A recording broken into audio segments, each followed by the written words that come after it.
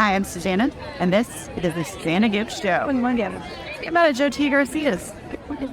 This is the line that we've been standing in for an hour to get it. On this show, we focus on Texas, the artists, idealists, and entrepreneurs that make up this great and amazing state. Joe T. Garcia's is an institution here in Texas, which is why we are featuring it in this intro. And we happen to love it. It seats 1,700 people at a time, and their chips and salsa are amazing. It's a true institution in Texas. Our next guest also tackles an institution, guns, gun ownership, gun laws, and what we can do to prevent another mass shooting. It's an important conversation, and I hope you enjoy. We'll close out this podcast with an insurance tip of the week. Go to gibbagencydallas.com for questions and any suggestions. And now, on with the show. Philip, welcome to the show. Thank you very much. So tell me a little bit about your organization that you started. I and 6 other people started an organization called Americans for Common Sense Gun Laws. And our purpose was to try to do something about gun deaths. I personally had seen recently in the last year the Uvalde mass shootings and then the Allen, Texas mass shootings, where in Allen there were, I believe, 9 people killed, while in Uvalde 17 children, 4th graders, and 2 teachers were murdered. And their gun laws aren't going to solve everything, but some common sense gun laws can certainly help. One of the things I really loved I read your article in the Dallas Morning News, and we had actually, just to back up, Veronica Mata, who is one of the mothers of one of the children that were murdered in the Uvalde shooting, on the show. And it's obviously a very emotional issue for her. And it's a very emotional issue for lots of people. But what your article was, it was like, let's just take the emotion out of it and let's just talk about the numbers, right? Let's just talk about the statistics. Let's talk about the numbers. And it made a lot of common sense. I think you made some really great points in your article.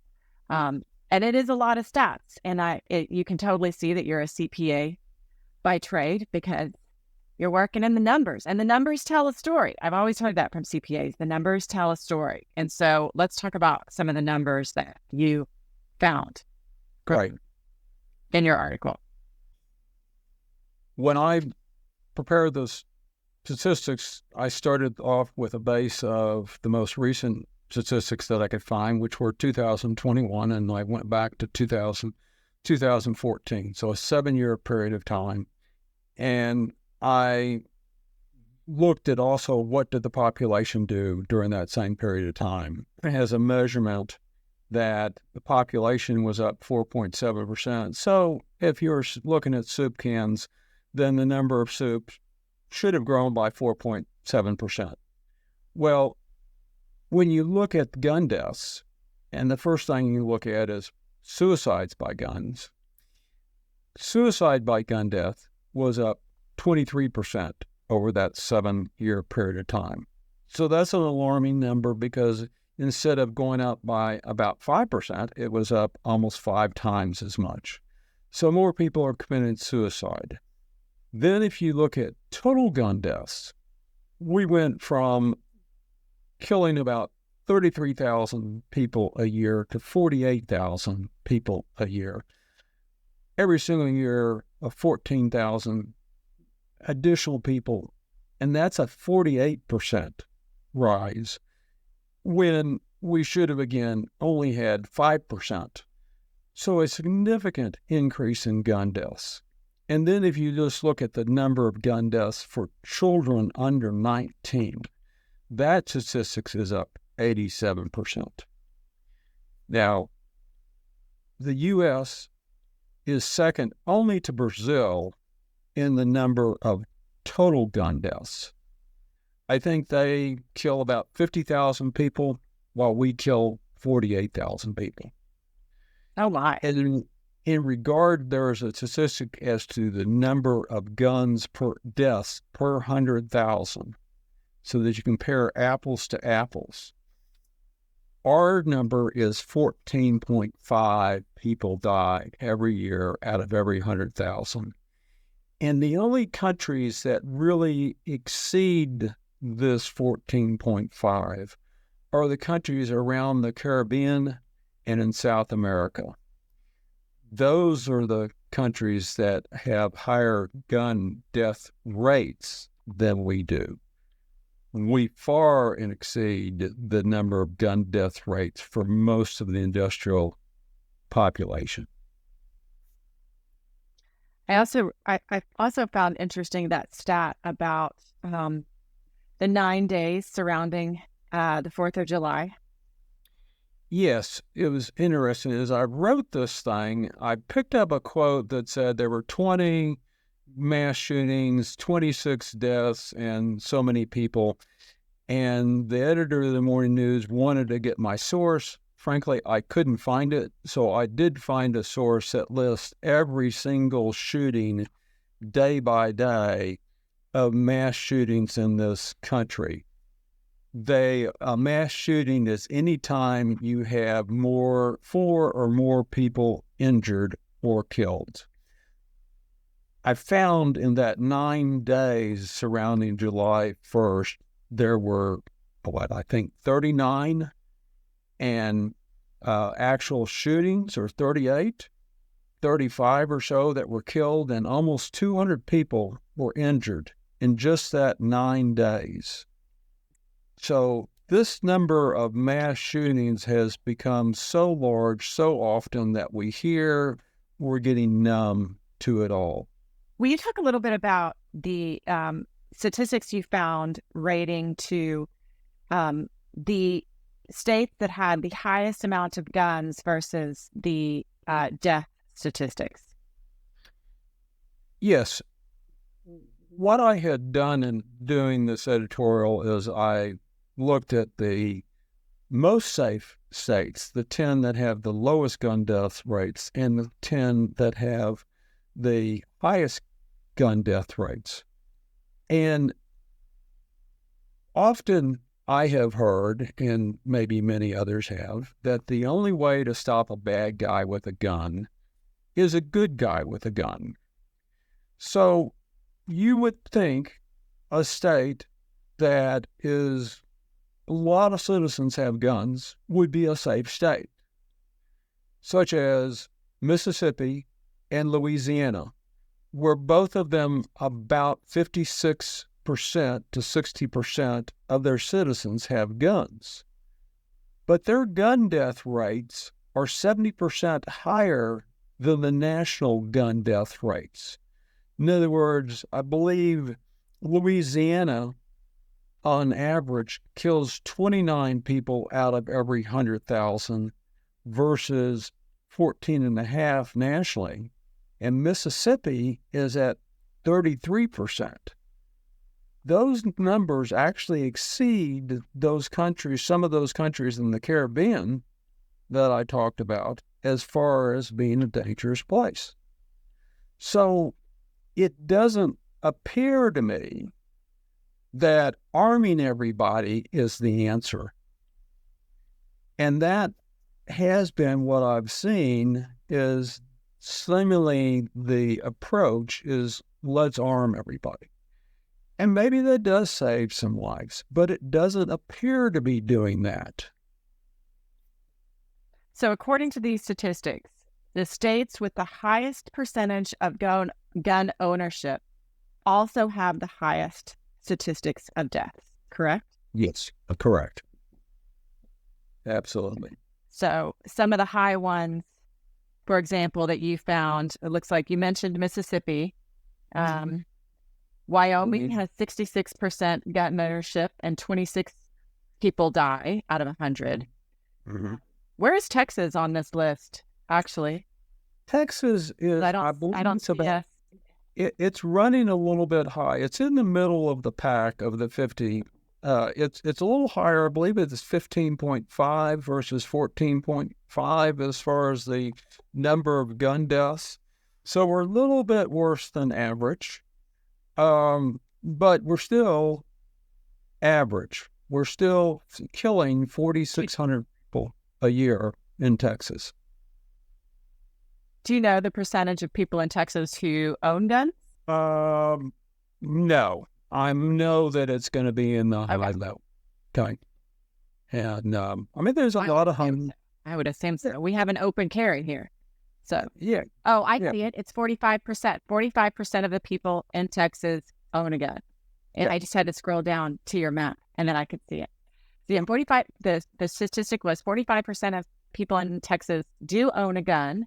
Mm-mm. And out of 100 people, 15 will die from gun death. Yeah. That's just crazy. And with the country having 400 million guns, there's no question we're going to have gun deaths. Now, can we reduce it? That's what this is about. That was what my thoughts were. There's no way that we end all mass shootings. There's no way we end up all people will be safe. But there are ways that appears that we can reduce the gun deaths. And that was what this was about.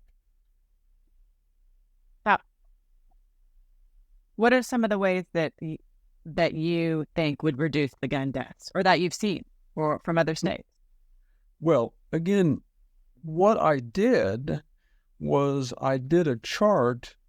I found a site that listed all gun laws by state. And I kind of graded them as to what kind of gun laws that they had. Things like open carry laws, I really did not add as a weight. It's a gun law, but it was not what I thought was an effective gun laws. So I looked at what I thought were effective gun laws, and that is, do they require you to register to purchase a gun? Do they require you to have a license? Do they require background checks on private sales? That's the gun show loophole. Do they have red flag laws? Do they outlaw what are called the National Firearms Act, which are machine guns and other items? Do they outlaw those in the state? Do they ban assault weapons? And do they limit magazine sizes? And when I did this across the 50 states, I also found the statistics as to how many gun deaths there are by state. And I sorted them to show me from top to bottom who were the best and who were the worst. As we talked about, Mississippi and Louisiana have the two highest gun deaths. Well, on the other end of the scale, you have Massachusetts, you have Hawaii, you have New York, you have California, Nebraska, that have low gun deaths. And so I was trying to find out, is there a correlation between gun laws and gun deaths? And I saw that 9 out of 10 states had background checks on private sales. Probably 8 out of 10 had red flag laws. And as an example, as I understand it, a red flag law. A red flag law is somebody who has exhibited a tendency that they think they're going to kill. Someone thinks they're going to be dangerous. They've said something on a website. They have done something to their spouse. They have done other exhibits that people are fearful of it. Example is this kid in Highland Park, Michigan on July 4th who got out and killed 7 people. As I understand it, he had exhibited that there were some people that knew that he was exhibiting this. And a red flag law would go in there and remove his guns. He could have a court hearing, and I don't know all the exact statistics as to whether, I think the police can come in, take their guns, and then you have a right to have a hearing in front of a judge. Maybe it's the other way around, but that was the issue of red flag laws. So when I looked at that, is Got it. top That makes sense. 10 states were averaging 6.9, about half the national average in gun deaths. And it appears to me is that these gun laws are why. Now, I don't think it's just a coincidence that they have low gun deaths, because they have a lot of gun laws. That seems to tie. And so if you're Louisiana, or even if you're Texas, and if Texas with these same laws could duplicate, maybe we save 2,300 lives a year if we could cut our gun deaths rates from 15 back down to 7 or even 10. Something to help make our population safer. Did anybody, after you write this article, did anybody contact you? Did anybody say, Philip, you're so wrong. I agree with you. I don't. Well, I had a lot of people that really commented, such as you, of contacting me about the article, and that certainly agreed. There was there were 2 letters of the editor that were printed in the Dallas Morning News. One of them agreed with me. The other one took issue because in my article, I mentioned the killing of a young man, Wes Smith, and let me find that piece. I guess here it is. On September of this last year, Wes Smith, a TCU junior business student with the whole world ahead of him, was gunned down. The killer didn't know him, nor could he give a reason for killing him. The killer was on probation for aggravated robbery. He should not have had a gun. Would a background check or red flag laws prevented him from owning a gun? We don't know. Well, the writer came in and says, well, of course he had a gun. He's a criminal, and he'll get a gun. And, well, I'm not saying that these laws are going to solve all our problems. What I am saying is that these laws might be able to reduce our problems. There's always the statement that, well, criminals will always find ways of getting guns. Well, the criminals in the North, in those top 10 states, they're not any dumber than the criminals in Louisiana and Mississippi. They find guns too, but they're able to cut the gun deaths in half. So we have some examples that seem to imply that we can cut the gun deaths by having effective gun laws. And just because criminals will always get guns doesn't mean you stop and say, well, just put up our hands and say, let's don't do anything. Let's just let things go on. It's not fair. I mean, I did this a lot because I've got 5 grandchildren, but I have 2 that are 1 and 2 right now, and that they live here, and I'm really tight with them. And I want them to have a better world. I don't want them all to be playing duck and hide under their chairs, worried about a mass killing. And so I need to do something. And this is what I think is some proof to say there are some laws out there that can help us make a safer environment. How can people find you and find your organization if they want to reach out and get more involved? Well, right now we're so new, we're just now getting our website up. In the meantime, if they want to contact me, they can contact me at my address, Courtney, Courtney, at PC Hogan, that's Philip Courtney Hogan, CPA.com. And I'm glad to hear anybody, good or bad. And if you'd like to get involved in this organization, we will certainly welcome you. We are trying to get ourselves going, and it's a work in process right now. Well, it's good. Something's got to happen, like you say. And so it's not a popular thing to pick up because there's so many people are passionate about it either way. And it feels like it's going to be a fight, whether you're any way you get into it with people. So, but I do love how you come at it. Like, let's just talk about the stats. Let's talk about the stats. So, yeah. And we're not trying to... Thank you so much for being here. Thank you very much. No, go ahead. Finish your thoughts. Finish your thoughts before we got to say, the fear seems to be gun laws is that you're going to come to take our weapons. Number one, there's too many guns for anybody to ever think that we're going to get rid of 400 million guns.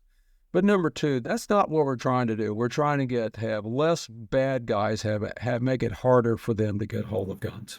Well, thank you again for being here. I appreciate your time.